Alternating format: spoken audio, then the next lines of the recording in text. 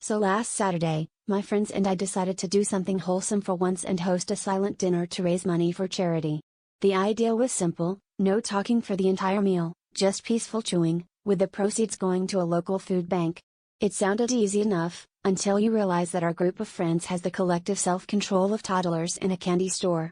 The night started off normal, with everyone nodding, miming past the bread, and suppressing giggles when someone accidentally clinked their fork too loudly. About 10 minutes in, things got weird.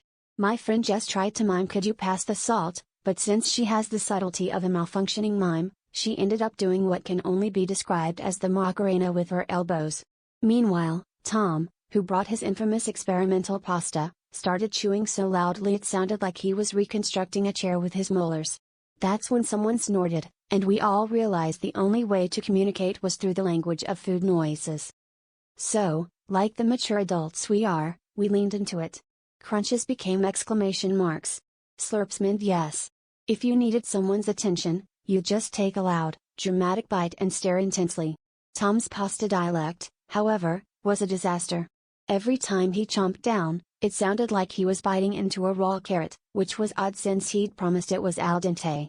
Jess tried to reply with a spaghetti slurp, but only managed to splash tomato sauce onto her shirt, which we all agreed translated to cry for help.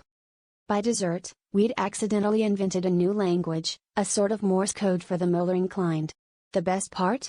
When the charity rep stopped by to collect the donation and asked how it went, Tom tried to explain our new language by taking a giant, raw-sounding bite of his pasta. The rep stared, horrified, and said, "So, you raised money by gnawing on uncooked noodles and calling it linguistics?" We all nodded proudly, which is how I discovered that my best friend speaks fluent Pinay lingual.